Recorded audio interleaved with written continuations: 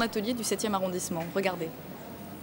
Artiste contemporain, Pierre Fava travaille la superposition des matières. Ses compositions sont épurées, des monochromes noirs avec une touche de couleur vive. Un jour, je me suis mis à peindre du noir et ça fait 1 an et demi maintenant que je peins du noir et depuis, je ne peins que du noir et c'est ça qui m'a fait décoller dans le milieu de l'art, on va dire.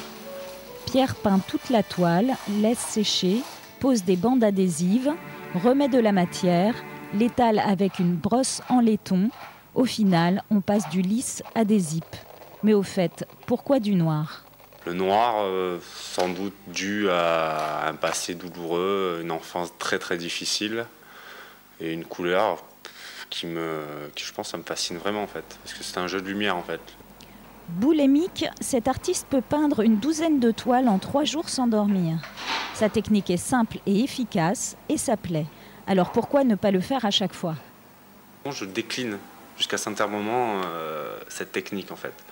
Si vous voulez, on regarde bien, le trait n'est jamais au même endroit. Et souvent, les toiles, il y a des trous en fait, comme une fenêtre. On peut rentrer dans la toile. Les traits ne sont pas continus, il y a toujours une entrée, une puissance. Et des fois, il y a des traits rouges, des fois, il y a d'autres traits rouges supplémentaires. Il y a des taches qui s'y mettent. Pierre Fava a le vent en poupe, on peut le dire. Paris, New York, Montréal, Pékin, ces séries plaisent et sont très demandées. Sa prochaine exposition à Marseille est prévue le 28 février à la galerie Anat Shop, rue Paradis, pendant 1 mois et demi. Voilà, à partir du 28 février, rue Paradis, la galerie Anat Shop, Vous êtes vous-même à la fois auteur de bande dessinée et finlandais, et que, selon mes informations, c'est justement le sujet que vous allez traiter, qui est le sujet de la principale exposition du festival. Oui, à 110%. Merci de vos explications, Villet, et puis tout de suite, reportage.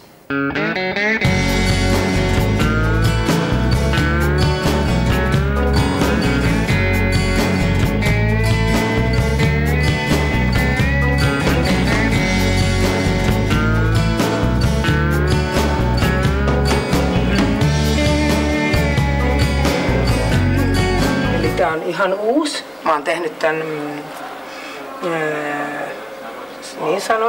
Le personnage, c'est moi, sur ce dessin que j'ai fait à la demande du Festival d'Aix-en-Provence.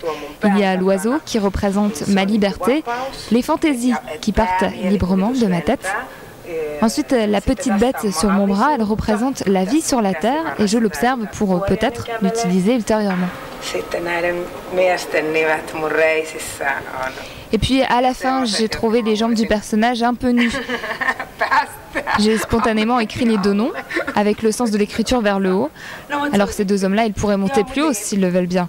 Javier Bardem, c'est mon comédien espagnol préféré. Et Picasso, c'est mon grand amour.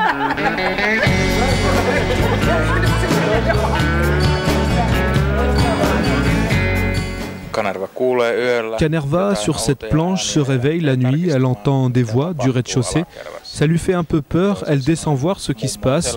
Après, la mère de Canerva, va être obligée de révéler une vérité sur la vie humaine à sa fille. Canerva apprend ainsi que la vie va se terminer par la mort, et comme sa grand-mère est gravement malade, elle va fatalement mourir. Une fois que j'ai compris que rien n'est très grave, j'ai compris que la vie aussi a un début.